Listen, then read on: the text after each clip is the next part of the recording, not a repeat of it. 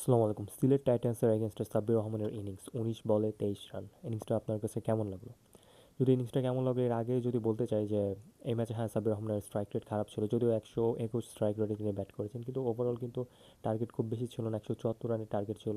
ক্রিজে তিনি আর শামীম হোসেন পাটোয়ারি ছিল ঠিক একই ক্রিজে ১৮ বলে ৩৬ রান করে শামীম হোসেন পাটোয়ারি এবং আমাদের সাব্বির রহমান কিন্তু ম্যাচটা জিতেছিল এর আগের ম্যাচ, কিন্তু এই ম্যাচে কেন জিতাতে পারেনি? এখানে অনেকগুলো ফ্যাক্টর কাজ করছে এবং রিসেন্টলি খেয়াল করলে দেখবেন যে সিলেটের এই মুহূর্তে পিচে মানে অনেক ডিউ ফ্যাক্টর জমছে, অনেক কুয়াশা জমে যাচ্ছে, এর জন্য খুব একটা রান হইতেছে না। কিন্তু সাব্বিরের ইনিংসটাকে আসলে খারাপ বলা যায় না এবং তিনি যখনই স্ট্রাইকে আসা শুরু করলেন, পেটানো শুরু করলেন, ঠিক ওই সময় আসলে নাসুম আহমেদের বলে আউট হয়েছেন এবং নাসুম আহমেদ যখন বল করা শুরু করলেন, ওভার ফার্স্ট বলে তিনি দারুণ একটা ৬ দিয়েছেন। তারপরের বল ডট, তারপরে বলে আসলে ৬ মারতে যেয়ে এবং বাউন্ডারি মোটামুটি অনেক আগে থেকে আসলে আউটটা হয়েছেন, যদিও ব্যাটটা বলটা লেগেছিল ব্যাটের একদম নিচের দিকে, কিন্তু সাব্বির রহমান আসলে শর্ট সিলেকশনে খুব একটা ভুল ছিল এবং আসলে বলটা আসলে খুব একটা মারার বল ছিল না।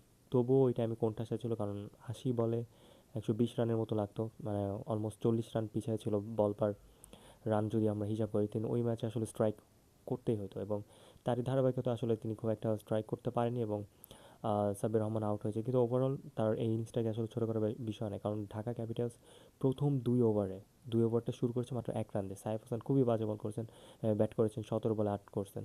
আরেকজন তার সাথে ওপেনিং জেন ছিল, তিনিও ৪ বলে ১ রান করছেন। তো ওভারঅল স্টার্টটা ছিল মানে দুধর্ষ। আপনার ১৭৪ রান টার্গেট, আপনি জাস্ট ২ ওভারে ১ রান করলেন এবং শেষের দিকে আসলে সাব্বির রহমানের মানে শেষের দিকে যেসব ব্যাটসম্যান ছিল তাদের উপর হিউজ প্রেশার পড়ছিল এবং তারই ধারাবাহিকতায় কিন্তু হেরে গেছেন তারা। যদি যেমন সাইফ হাসান কিন্তু ১৭ বলে ৮ রান করছিল, তিনি যদি আর ৫টা বল কম খেলতেন, ইভেন শামীম হোসেন পাটোয়ারি যদি ৫টা বল বেশি হয়তো নিশ্চিতভাবে ঢাকা ক্যাপিটালস এই ম্যাচটা জিতত। তো যাই হোক, সাব্বির রহমানের ম্যাচটা খারাপ বলার সুযোগ নেই, তিনি তার দিক থেকে ট্রাই করছেন এবং ব্যাটে বল ঠিকমতো কানেক্ট করতে চেষ্টা করতেছেন। তার মানে আউটটা এমন হয় নেই যে নাইম শেখ যখন আমরা ইন্টারন্যাশনাল ক্রিকেটে দেখি উনি কিন্তু ব্যাটে বল কানেক্ট করতে পারে বা ওনার দেখে মনে হচ্ছে যে হাত পকে যাবে, কেঁপে যাচ্ছে, কিন্তু সাব্বির রহমানের ওই রকম কিছুই ছিল না। তিনি যতক্ষণ ক্রিজে ছিল খুব দাপটের সাথে ছিল এবং খুব লম্বা লম্বা বিশাল বিশাল দুটো বড় ৬ মেরেছিল এবং তার সাথে একটা বাউন্ডারি। তো এইভাবে আসলে তার ইনিংসটা শেষ শেষ করছে। এই ছিল সাব্বির রহমানের আগের ইনিংস নিয়ে আমার আহ, মতামত বা ডিসকাশন। আমার ভিডিওটা যদি ভালো লাগে থাকে আমার চ্যানেলটি সাবস্ক্রাইব করবেন, চ্যানেল লাইক করবেন। আসসালামু আলাইকুম।